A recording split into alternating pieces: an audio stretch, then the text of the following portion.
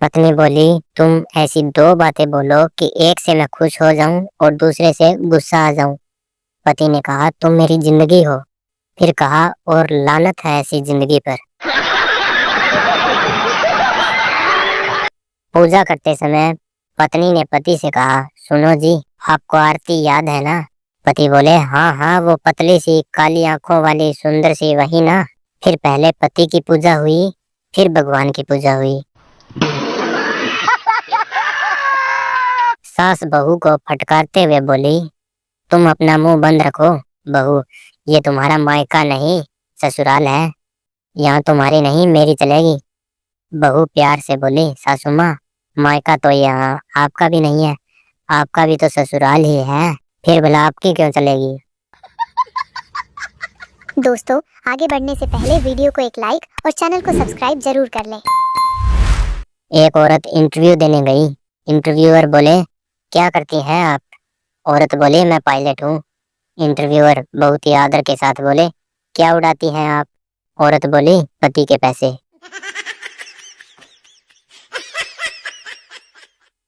एक लड़की स्कूटी से लड़के के सामने जोर से गिर गई और शर्मिंदगी से फौरन खड़ी हो गई। लड़का बोला, ओ माय गॉड, आपको लगी तो नहीं ना? लड़की बोली, नहीं नहीं, मैं स्कूटी से ऐसे ही उतरती हूँ। राजू बोला, यार ये प्राइवेट स्कूल वालों ने भी अलग ही चौंसले होते हैं। रक्षाबंधन में बच्चों को भाई बहन बनाते हैं और जन्माष्टमी पर राधा कृष्ण। जिंदगी में जब आपको कोई रास्ता दिखाई ना दे, कोई मंजिल दिखाई ना दे, कोई अपना दिखाई ना दे, तब मेरे पास आना, हम आई स्पेशलिस्ट के पास चलेंगे। गर्लफ्रेंड बोली, मेरी सबसे ज्यादा याद कब आती है तुम्हें? बॉयफ्रेंड बोला, जब माँ बोलती है, आने दे तेरी बीवी को, घर का सारा काम करवाऊंगी। पप्पू बोला राजू से, यार जन्म और मृत्यु तो भगवान के हाथ में है, इंसान के हाथ में तो सिर्फ मोबाइल है, चार्ज करो और चलाते रहो। एक औरत ने कस्टमर केयर में फोन करके गुस्साते हुए कहा कि पिछले 3 घंटे से आपकी कंपनी का इंटरनेट नहीं चल रहा है, बताइए मैं क्या करूं? कस्टमर केयर से बोले, बहन तब तक घर के कुछ काम ही कर लीजिए।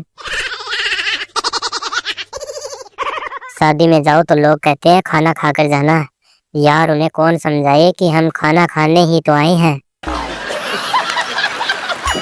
दादाजी बोले, गर्लफ्रेंड तो हमारे जमाने में थी, जो घर से पराठे अचार लाती थी, खुद भी खाती थी और खिलाती भी थी।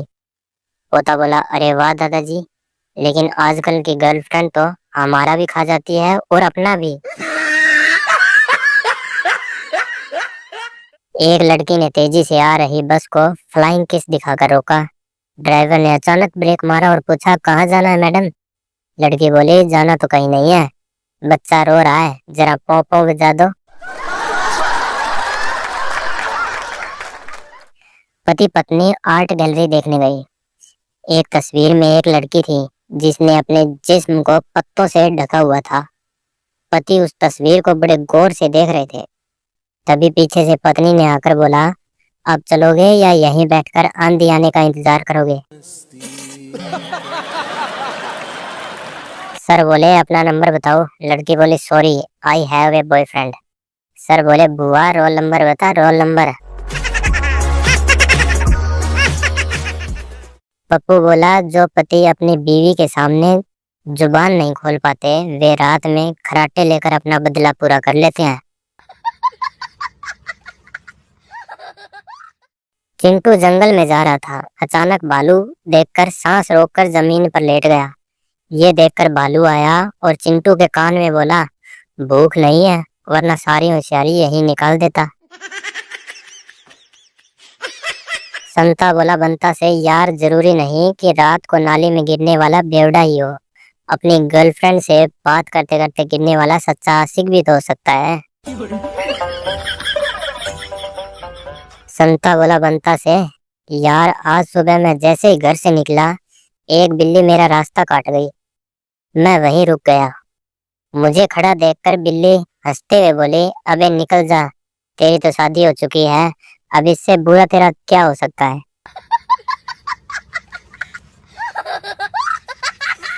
मेले में अनाउंस हो रहा था, एक बच्चा मिला है, जिनका है आकर ले जाएं। पप्पू भीड़ से चिल्लाया, मुझे भी दिखाओ, मुझे भी दिखाओ जिन का बच्चा कैसा होता है। पप्पू बोला, किसी भी चीज की कीमत उसके नाम से नहीं, उसके गुणों से आंकी जाती है यार। कभी कभी 10 रुपए वाली मूली भी 1,000 के इत्र पर भी भारी पड़ जाती है। 30 दिन से बिना बताए घर से गायब एक राजस्थानी पति घर लौटा। पत्नी बोली, मैं थारे गम में बीमार पड़ी थी, जे मैं मर जाती तो। पति बोले, तो मैं कौन सा शमशान घाट की चाबी अपने साथ ले गया था। संता बोला बंता से, यार आज मैंने एक लड़की से पूछा कैसी हो, तो बोली फाइन। अब बताओ, अब हाल पूछने में भी जुर्माना लगेगा।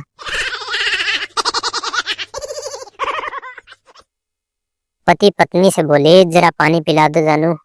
पत्नी बोली, क्या आपको प्यास लगी है जी। पति गुस्से से बोले, नहीं, गला चेक करना है कि कहीं लीक तो नहीं है। राजू बोला पप्पू से, यार आज अखबार में खबर छपी थी, पत्नी फेंको लैला ले जाओ। चश्मा लगाकर देखा तो लिखा था, पन्नी फेंको थैला ले जाओ। एक आदमी दूसरे आदमी से बोला, क्या बात है भाई, आप बहुत दुखी हो। दूसरा आदमी बोला, क्या बताऊं भाई, एक दोस्त को प्लास्टिक सर्जरी करवाने के लिए पैसे दिए थे, साला पहचान में ही नहीं आ रहा है। पत्नी ने पति को फोन किया, कहाँ पर हो जी। पति बोले, अपने पड़ोस वाले भाभी जी के घर पर हूँ। पत्नी बोले, किस लिए। पति बोले, अभी नहीं लिए। जो लड़कियां चोरी चोरी मेरी पोस्ट पढ़कर चली जाती हैं, उन्हें मैं बता दूं कि पोस्ट पर कमेंट में कुछ भी बोल दिया करो, मैं तुम्हारा जेठ नहीं लगता हूँ। डॉक्टर बोले, ये मर चुका है। तभी मरीज बोल पड़ा, मैं जिंदा हूँ। मरीज की पत्नी बोली, तुम चुप रहो जी, हमेशा अपनी चलाते रहते हो, इतना बड़ा डॉक्टर क्या झूठ बोलेगा।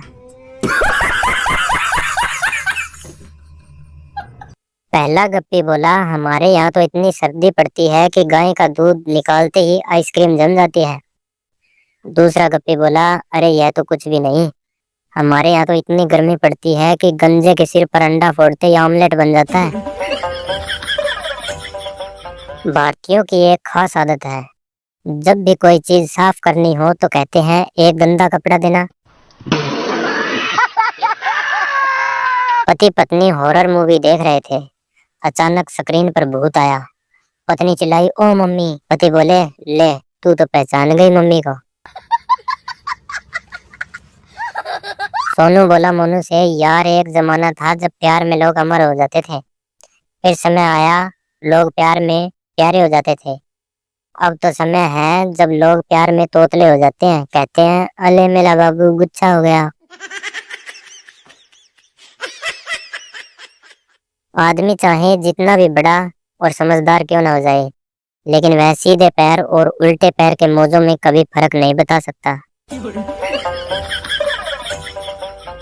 लड़के को सिर्फ लड़की से प्यार होता है, मगर लड़की को लड़के के साथ साथ उसके घर, गाड़ी, बैंक बैलेंस, नौकरी, क्रेडिट कार्ड आदि सभी से प्यार होता है। नौकरी भी पत्नी जैसी होती है, एक बार मिलने के बाद छोड़ नहीं सकते, एक होते हुए दूसरी कर नहीं सकते, और खास बात यह है कि उसे छोड़कर बाकी सभी अच्छी लगती है। किसी को अगर आप ज्यादा भाव दोगे तो वो आपकी भावनाओं को रद्दी के भाव बेच देगा, इसलिए खुद को उतना ही लौटाओ कि बाद में समेटने में दिक्कत ना हो।